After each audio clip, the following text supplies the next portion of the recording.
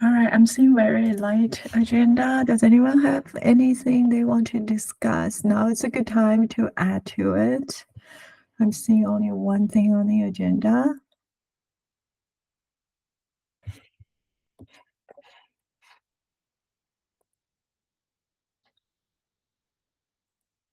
All right, I'm not seeing anybody adding it. Ben, you're on the line, right? Should we jump to your topic? Do you think it's ready to discuss? Yeah, this is real straightforward. I'm mostly just going to raise an issue and wanted to make sure we didn't have any prior art or discussion around this that I had missed or any objections to it. This is pretty much just saying, someone had raised the issue that if the Istio DCA cert expires, they didn't get very strong operator signals from Istio D. And the suggestion was it would be better for us if we got a stronger signal from Istio D in that scenario, if the CA cert is actually expired, either crashing so that they can, detect the pod loop, or, maybe just marking itself unhealthy. Do we have any objection to Istio D marking itself as unhealthy if its CA expires? I think that's super non-controversial, but I just wanted to see if anyone had any context on that, or maybe thought it was a terrible idea or want to do something different, because I don't think we already do that. That's it. Do you want to mark it as not ready or kill it with a liveness probe? Either or, whichever one we think would be better, but I think either would be a sufficient signal. Okay. Yeah. Well, so right now we don't have any liveness probe. So if we make the probe check that, then in the event that someone wants to, they can always just add a liveness probe. So I get this flexibility there. No, I mean, this seems reasonable to me. If it doesn't have a valid cert, then it's certainly not ready to serve. Right. And it would fail for all of its core functionality, not just a subset. So, yeah, I mean, this seems reasonable. Okay, I'll raise a ticket for it. Yeah, I think there's already like some function that does a variety of checks for whether it's ready. So we just add one more additional check onto that. So it seems pretty easy. Okay.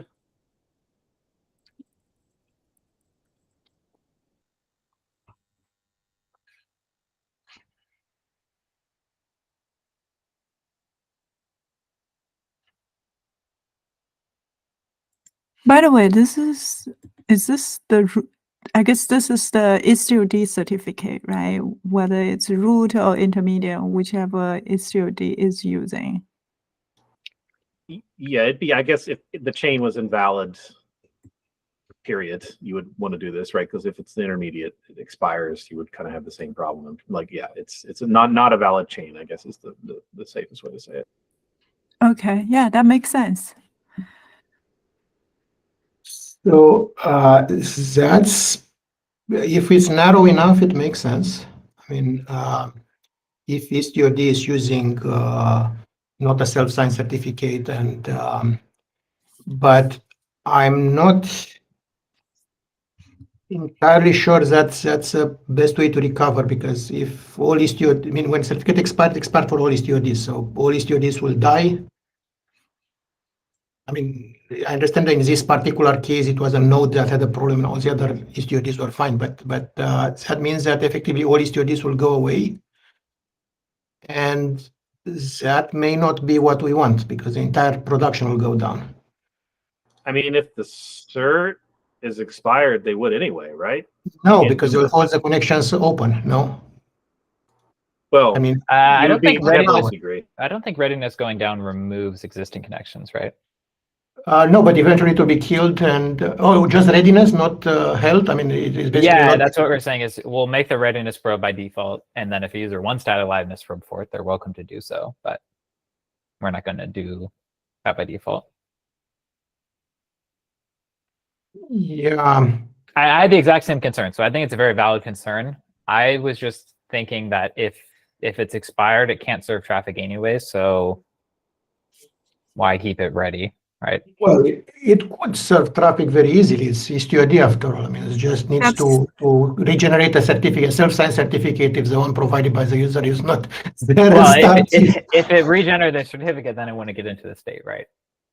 No, it can fall back basically. So if the user provided certificate is not there, it can fall back to Istio self-signed certificate, which is probably better than nothing, than bringing production down. I mean, I understand user intent is to use their own intended. I don't know. Yeah.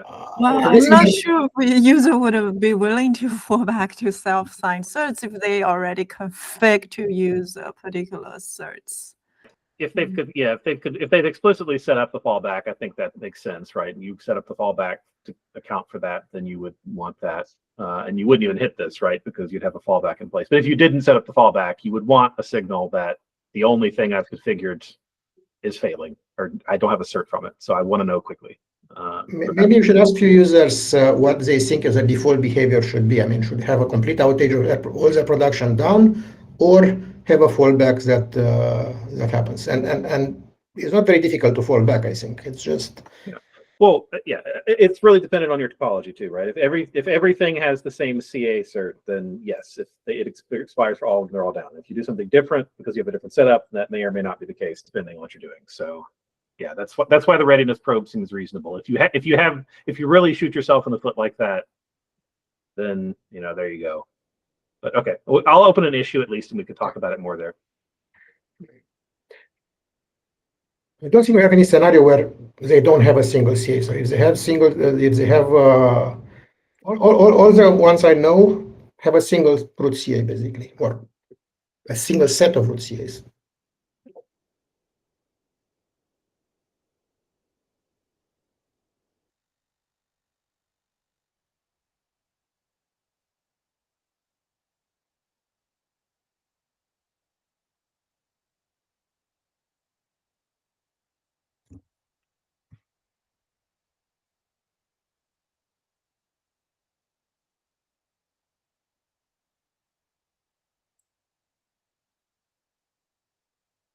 We don't support fallback today, right? You can't say, I'm plugging this external CA. By the way, if this is not working, I'm going to use my self-signed certs.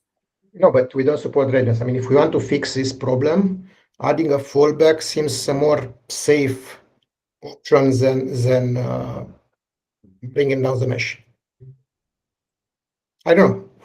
I don't Maybe think it's bring down all the mesh. Maybe I misunderstood it. So my understanding based on what Ben described is you have multiple replica of Istio D, right? So when one of the Istio D has the certs become invalid, you want to take that Istio D down so the other Istio D can do the work.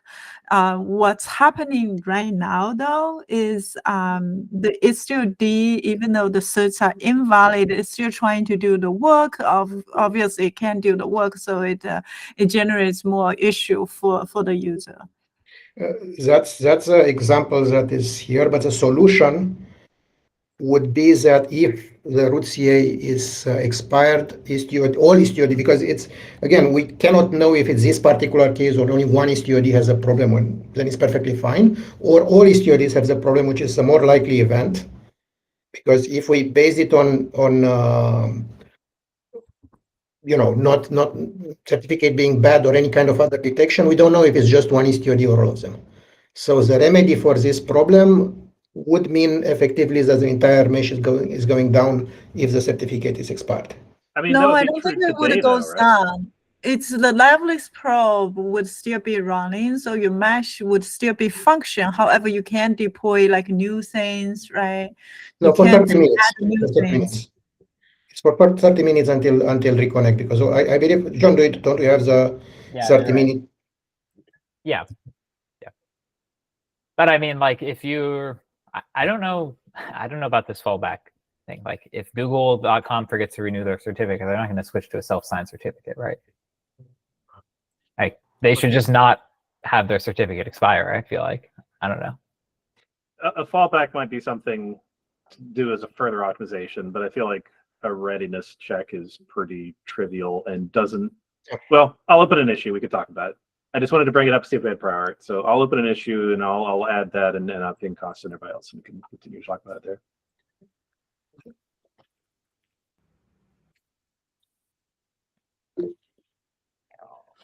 Isn't all STODs of a cluster supposed to use the same certificate? Or how would one going down, other taking over? This was or this specifically, I believe, was a scenario where one of the STOD replicas had some sort of technical snafu with getting the cert renewal to come through. The others properly renewed, one did not, and discovering this was something that didn't happen early because of that.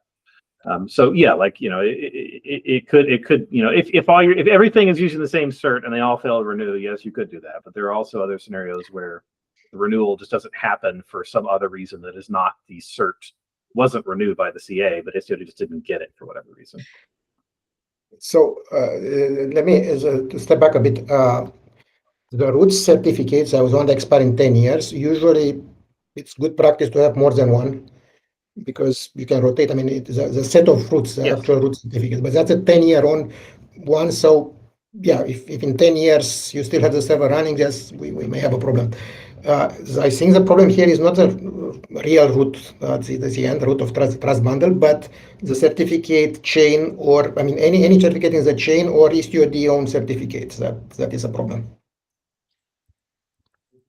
I believe And so, yes. if Istio is acting as a RA or as a CA, which is a normal case, meaning that they also have a CA certificate, they can issue certificates with its own CA because Istio is a CA. It's not like Istio requires one. If it functions as a CA, it can issue certificates for MTLS and for its own, for itself. Anyway, it's fine. It's probably a rare enough case that it doesn't matter so much.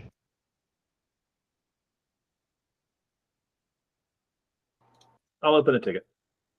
Okay. Well, just so you guys as a mic is also think fallback. If we ever do fallback, it should be opt-in, which I totally agree. I think fallback will be a surprise to people actually.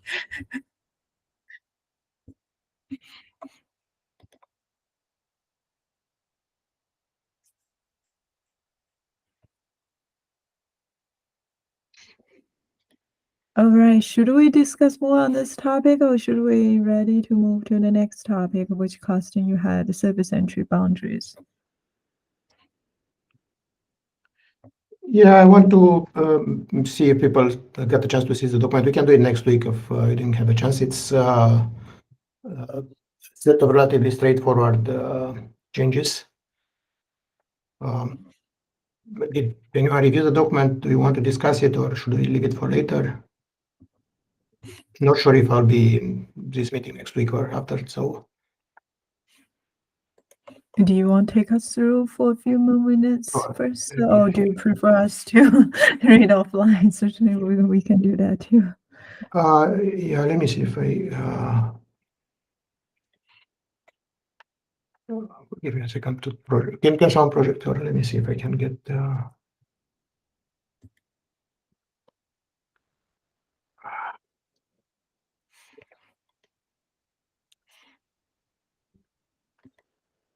Sorry, my computer.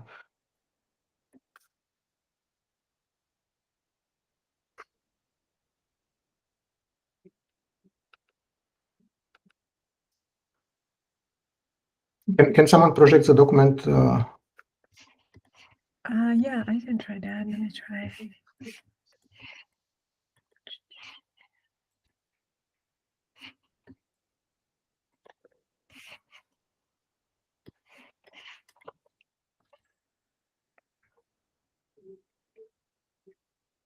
Yeah, so the bottom line is that right now we have very poor boundaries between namespaces for fully qualified domain names.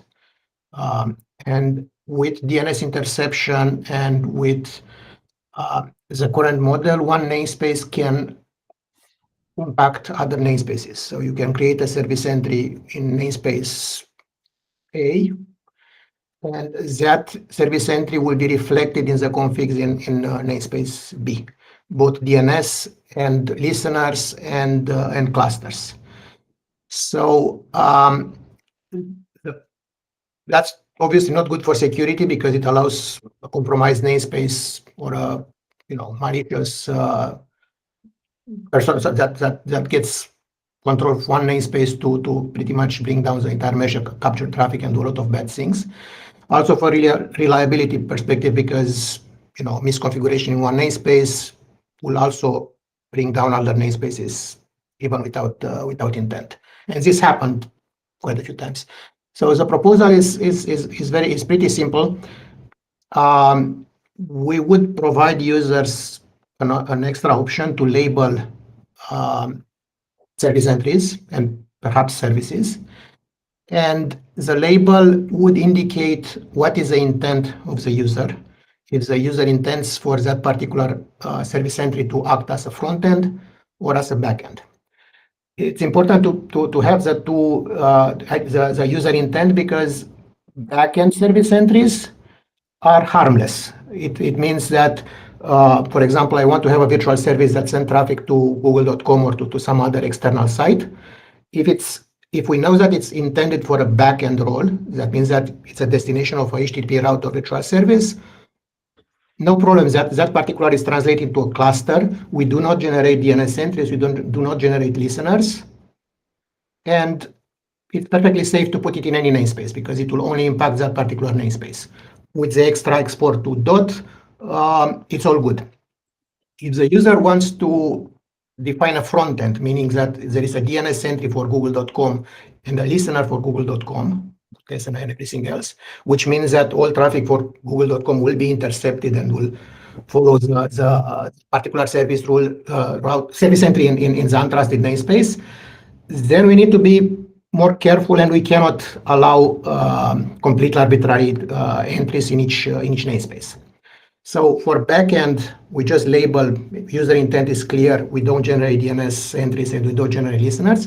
For front end role, we restrict what the users can define in a namespace. So if they define an mesh internal service, they will have to use a naming pattern that is defined by the mesh admin, meaning my service dot my namespace dot suffix, which is where the suffix is defined by mesh dot internal or my mesh dot prod dot google dot whatever the suffix the admin defines.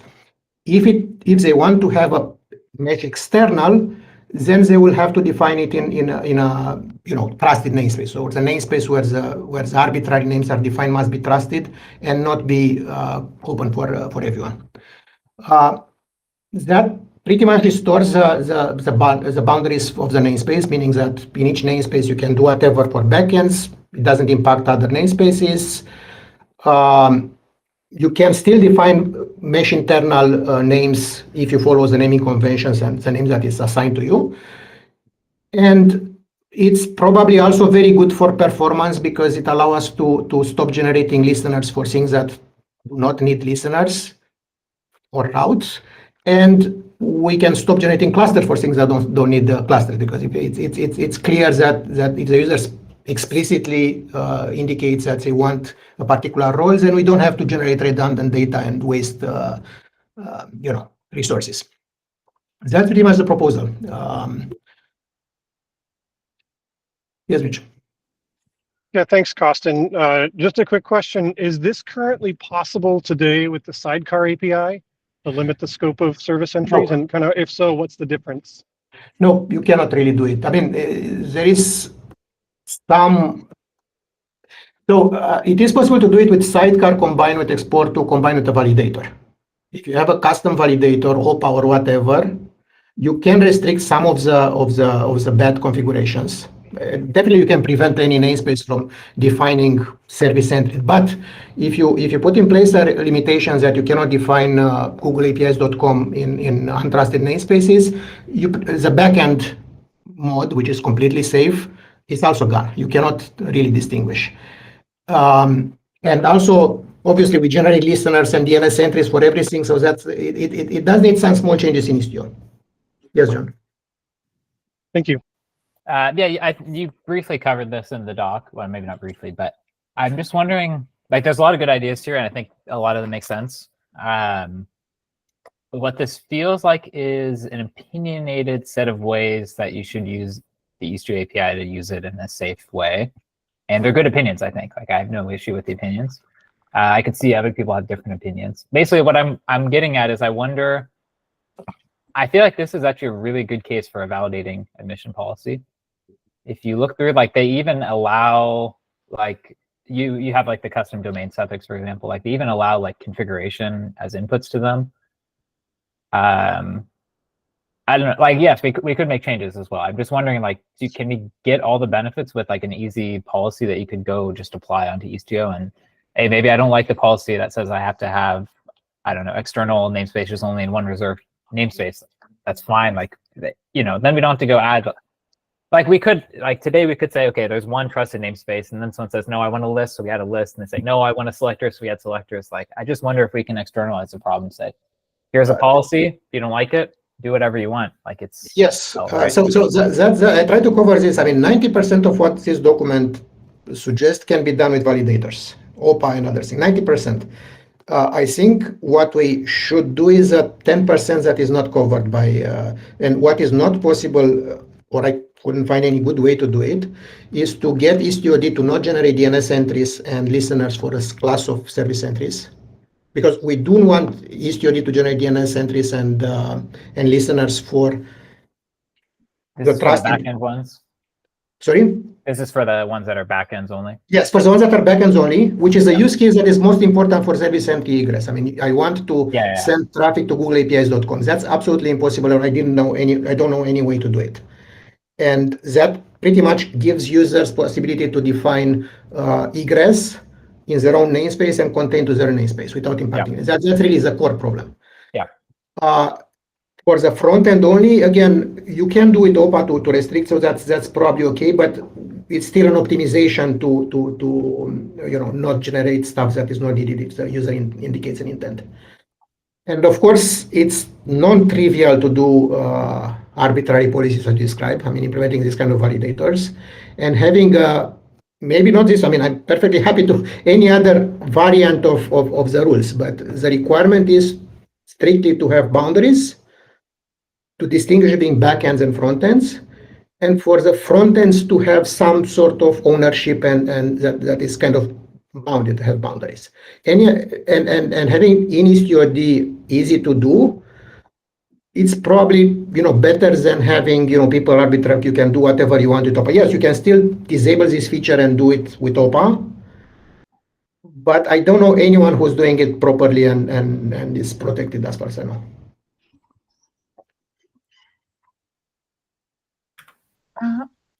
No, I agree. No one's doing it, but my suggestion was like we provide the policy for them. So, And by the way, I was suggesting more. I think OPA is pretty rare, to be honest. But the new validating admission policies are very good, I think, in Kubernetes, and they're now stable. So that's what I was. I mean, you could do an OPA one as well. If someone wants to write an OPA one. I'm happy if 90%. I mean, the only thing I care about in this proposal is to do the changes to distinguish the backend and to. Yeah, I don't know about a label of BE equals default or whatever, but I think a way to. I definitely didn't want, and that's an example. I mean, the user interface will be we define in values.yaml a label selector, which can be anything the user is using, because maybe the user is already using labels and has validators that respect those labels. And whatever the validator is using, we also know and we treat it, we optimize. Basically, we disable the DNS and listener. I see. Yeah, I was also thinking maybe we just add a field into service entry that's like mode or something, and it can be backend only or something. Anyhow, well, we can debate over the API, but I think adding a mode that removes the front end does make it a lot of sense.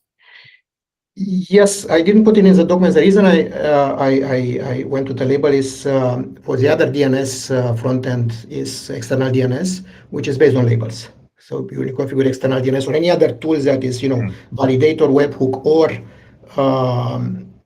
DNS external DNS synchronizers, not necessarily the external DNS project, but any tools that synchronize DNS with a real DNS or other DNS implementation. Usually they're based on labels, and that can also apply to services, service object, because if you put a backend only for a service, you can also optimize and not generate listener for that service. If you know that that particular service is only meant to be a backend, there is no need to spam and create all those services, and then we have all kind of bad things that happen with if we have too many listeners, basically. for TCP Yep. services on a particular port. You know what I'm talking about. Yeah. Maybe I've gone so crazy, but you could technically also write a mutating cell policy that takes the spec field and adds a label automatically.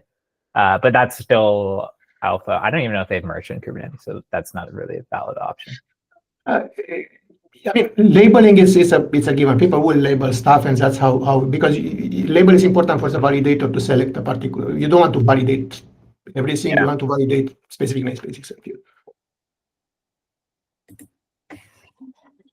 Hey, Carsten, can you talk about if this have any impact to ambient? I assume your proposal is mostly for sidecar. Is that true?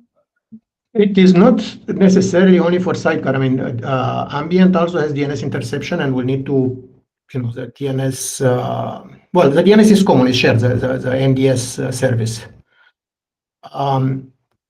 It's also actually very good because in ambient DNS behaves slightly different. This proposal will make it more uniform. So if you enable this mode, you no longer have the incompatibility between sidecar mode and ambient in terms of DNS. You know what I'm talking about. The fact that for sidecars you can have a DNS entry return different results to different sidecars, while with ambient the DNS is implemented in the tunnel, and any pod on the same node will get exactly the same DNS answer. So with this proposal, the ambient behavior will also apply to sidecars and will be completely uniform. Other than that, I don't think it will change much in how ambient works. I mean, it's just egress, which is not yet implemented in ambient, so it's not a problem.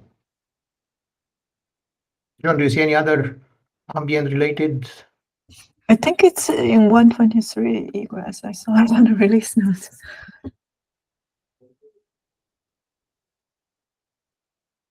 Well, egress is still, I mean, it's still using service entry. I mean, even if it is, it's still using. So it's No, not. it's in service entry. Yeah, the reason I'm asking is that like we don't need. I agree with you. Like the DNS, is global in ambient, but in ambient we don't need to specify export to, right? Because the egress waypoint it's already very specific.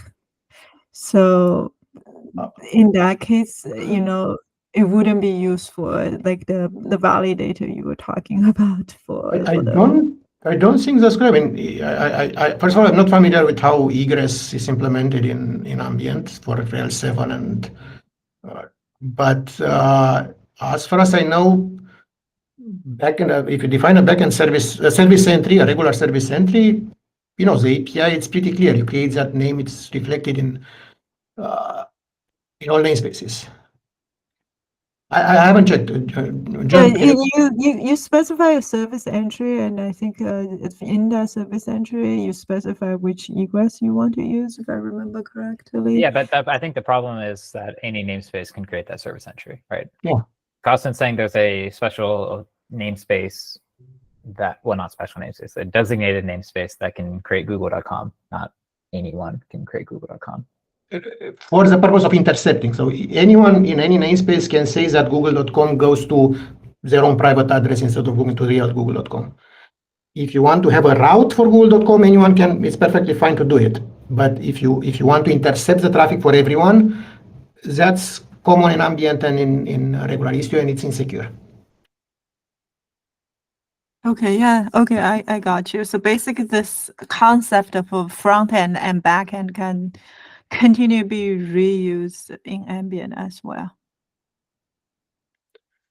Ambient using so the gateway API, it's actually the source of this whole document, because that's how the gateway API HTTP route works. So it's that one of the main changes between the Istio API and the gateway API is strict boundaries between namespaces. The backend can only be in the same namespace with the service with HTTP route. Otherwise, it needs to have a grant and all the other stuff that we did to kind of fix the security, the port security between namespaces.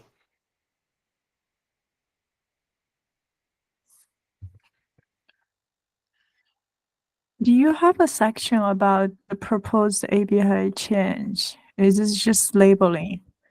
That's my proposal. John may want to do actual API change, but I think labels should be part of the solution anyway, because some of it will be done to validators. And it's just a values.yaml or environment variable feature flag that defines the actual labels you want to use. I mean, I put FE and BE, but that was just to start the bike shedding on. I mean, actually, it's not a bike shedding. User can choose whatever names they want, and they specify the selector, and based on the selector, it does implementation. And I don't think the implementation is very complicated. It's pretty straightforward. I mean, if service entry has label, just don't generate listener. Easy.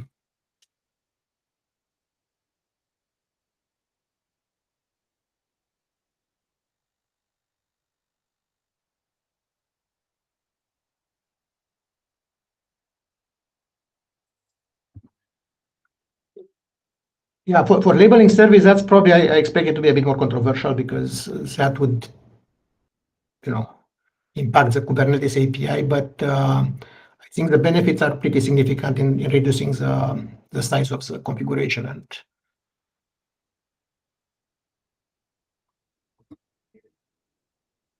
oh yeah, and sorry, if you scroll down, the IP range protection, that's another thing that we are pretty much in a relatively poor shape. Right now, service entry, you can put whatever IP you want, and that will create an interception for that IP. And that's a possible attack surface. And there is no reason. I mean, we can allow the admin to specify, you can use service entry, you can put your IPs, but they need to be in a very specific CIDR range that is reserved, and it's a private IP, and or if you want to intercept a public IP like the Google.com IP, then you need to be in the trusted namespace. That's really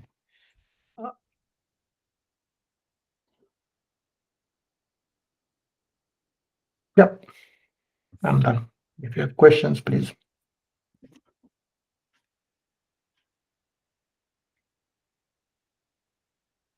All right, thank you so much, Carsten.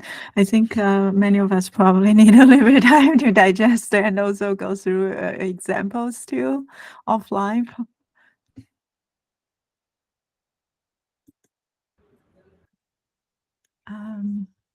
Do we have any other topics? Go ahead. Just a clarification on that. On the when we say front end and back end service entry, front end, I understood the problem. I think we have seen that problem, and we had to work around and all that. The problem is, we are looking forward for a solution. When you say back end service entry, so if there is a virtual service defined for the same FQDN, that's when you are saying it is a backend service entry. If there is a virtual service that has a destination or HTTP route that has as destination that particular FQDN, the external name.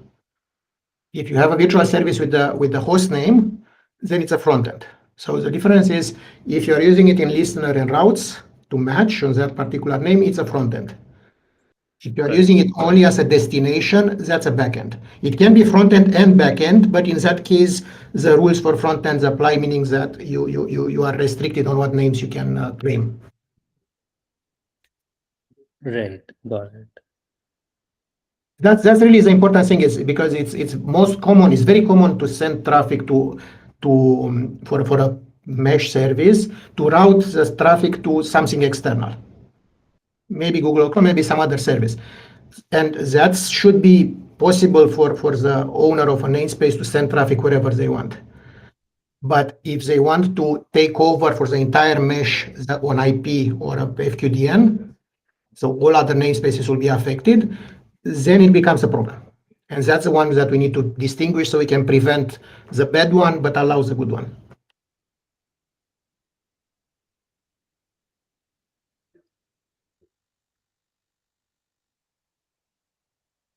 Right. So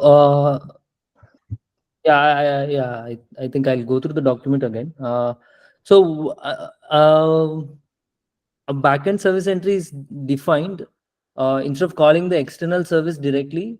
So based on some other virtual service routing behavior they want to introduce before an external service is called. Is that Yeah. is that the case when someone creates a backend service entry and adds a virtual service for that? Yeah. Okay, got it. Sure. Or HTTP route, because that's also kind of possible.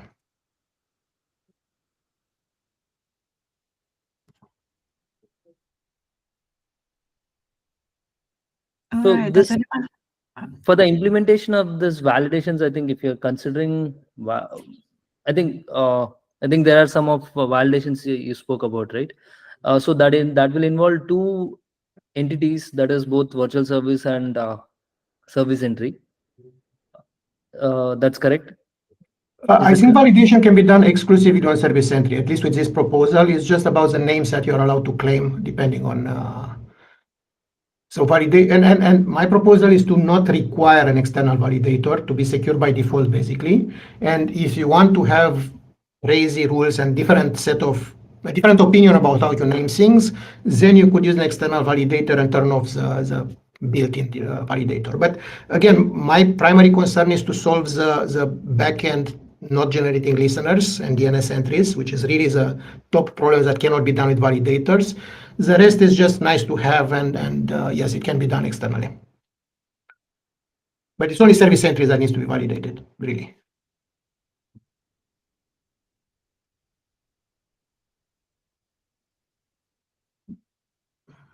Yeah, it is correct. We are validating only service entry. That validation is the FQDN referred in service entry has to be a destination in a virtual service, right? Yeah. So It doesn't have to be. If you're not using it, it's not doing anything harmful. It's just waste. If it is not actually used, it's wasteful, but it's not harmful. Maybe you want to add a virtual service later. Maybe you have an HTTP route. It's not really.